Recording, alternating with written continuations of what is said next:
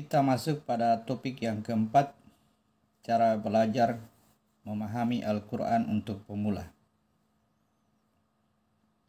Sebagaimana telah dijelaskan sebelumnya, bahwa Allah telah berjanji kepada manusia, kelak atau nanti akan diperlihatkan kepada mereka tanda-tanda di segenap ufuk dan juga pada diri mereka sendiri, hingga jelas bagi mereka tentang al-haq atau kebenaran. Tentunya dalam hal ini Allah pasti memberikan petunjuknya kepada manusia melalui Al-Quran. Di dalam Al-Quran kita akan menemukan pelajaran tentang teknik-teknik untuk mendapatkan kebenaran itu, sebagaimana disebutkan pada Quran surat ke-14 ayat 52.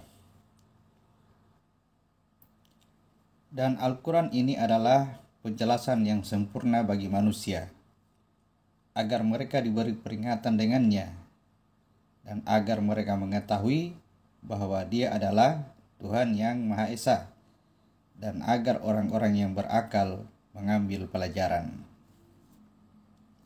Bagi para pemula, atau bagi kita yang belum pernah menggali atau mentadabur isi kandungan Al-Quran, terkadang muncul rasa ketakutan atau kekhawatiran akan terjadinya kesalahan atau kekeliruan pemahaman terhadap kandungan ayat-ayat Al-Quran, dengan asumsi bahwa ayat-ayat Al-Quran itu sulit dipahami, dan jika kita memaksakan diri untuk mencoba memahaminya, dikhawatirkan kita akan semakin jauh dari kebenaran dan bahkan semakin mengarahkan kita kepada kesesatan.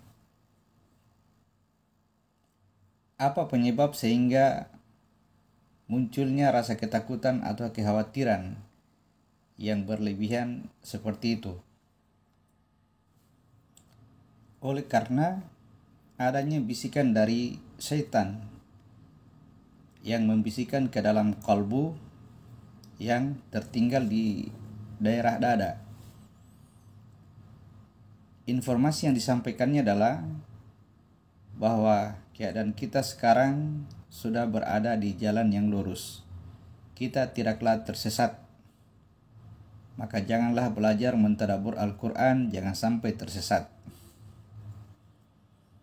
Padahal ketika kita memposisikan diri sebagai orang yang telah berada di jalan yang lurus dan bukan orang yang tersesat, maka itu berarti sulit bagi kita untuk menerima petunjuk ke jalan yang lurus.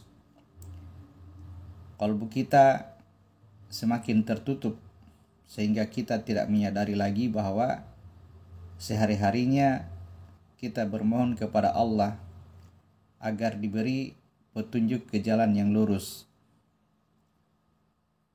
yang menunjukkan bahwa saat ini kita tidak berada di jalan yang lurus. Jadi seakan-akan permohonan itu hanyalah formalitas semata, atau hiasan di mulut saja, atau sekedar mengikuti perintah saja untuk mengucapkan kata-kata seperti ini. Jadi olehnya itu marilah kita sadari bahwa posisi kita yang sebenarnya saat ini adalah kita belum menemukan jalan yang lurus itu, sehingga kita meminta kepada Allah agar ditunjukkan jalan yang lurus itu. Jadi kita masih tersesat, ya. Dan Allah berjanji ketika kita berada dalam kesesatan, maka Allah akan memberikan petunjuknya kepada kita. Wa wajadaka dhalan fahada. Aku temukan kamu dalam kesesatan, maka aku beri petunjuk kepadamu. Ya, aku temukan kamu dalam keadaan kebodohan, maka aku berikan ilmu pengetahuan. Aku temukan kamu dalam kegelapan, maka aku beri penerangan. Sesungguhnya Al-Quran itu adalah petunjuk, pengetahuan, dan penerangan bagi seluruh manusia. Jadi kalau kita berada di jalan yang lurus, maka sulit untuk menerima petunjuk. Kalau kita berada pada posisi telah mengetahui, maka sulit untuk diberikan ilmu pengetahuan. Demikian seterusnya.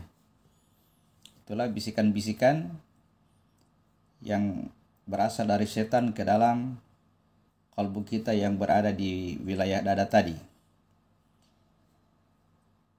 Ada juga bisikan bahwa jika ingin membaca Al-Quran, cukuplah membaca atau mempelajari bahasa Arabnya saja. Tidak perlu dipahami. Sehingga kita sama sekali tidak mendapatkan petunjuk dan pelajaran apapun dari Al-Quran. Ada juga bisikan agar jangan membaca Al-Quran dengan melibatkan akal. Karena akal ini akan menjerumuskan kita ke dalam api neraka. Sebab jangan sampai kita memahami Al-Quran dengan menggunakan hawa nafsu kita sendiri. Ya.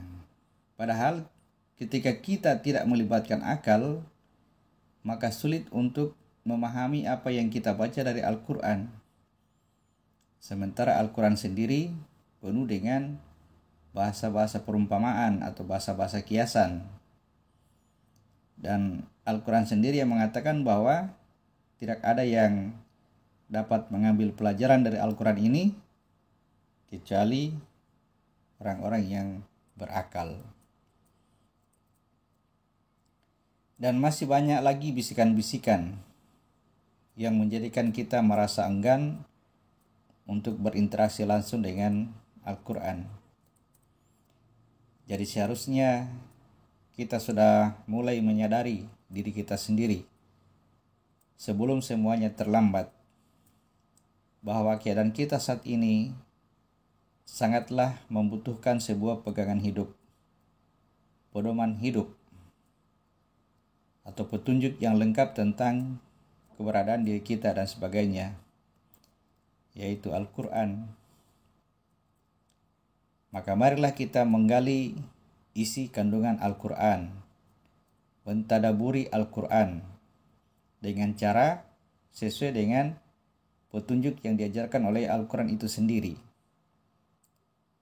Nah, bagi kita yang masih baru atau sebagai pemula, maka mulailah belajar Al-Quran itu dengan mengarahkan orientasi berpikir kita seputar penciptaannya manusia.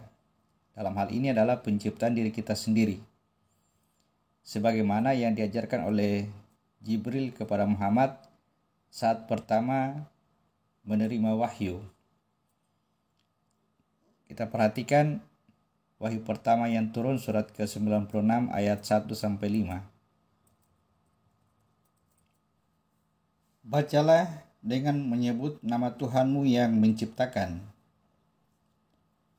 Dia telah menciptakan manusia dari segumpal darah. Bacalah, dan Tuhanmu lah yang maha mulia, yang mengajar manusia dengan perantaran kalam atau pena. Dia mengajarkan manusia apa yang tidak diketahuinya. Jadi ketika kita berusaha memahami ayat-ayat Al-Quran, sesulit apapun untuk dipahami, yakinlah bahwa ayat tersebut berkaitan dengan penciptaan manusia. Dalam hal ini adalah penciptaan diri kita. Jadi biarkan muncul pertanyaan dalam hati kita. Misalnya, apa hubungannya ayat ini dengan penciptaan diriku? Atau apa hubungannya dengan diriku sendiri? Jadi setiap pertanyaan dalam hati pasti diketahui atau didengar oleh Allah. Dan itulah menjadi salah satu alasan atau penyebab sehingga Allah memberikan petunjuknya kepada kita. Jadi jangan berhenti untuk belajar memahami Al-Quran. Ya, pusatkan perhatian kita pada penciptaan diri kita, penciptaan diri manusia. Dan inilah langkah awal bagi kita untuk mulai mentadabur isi kandungan Al-Quran.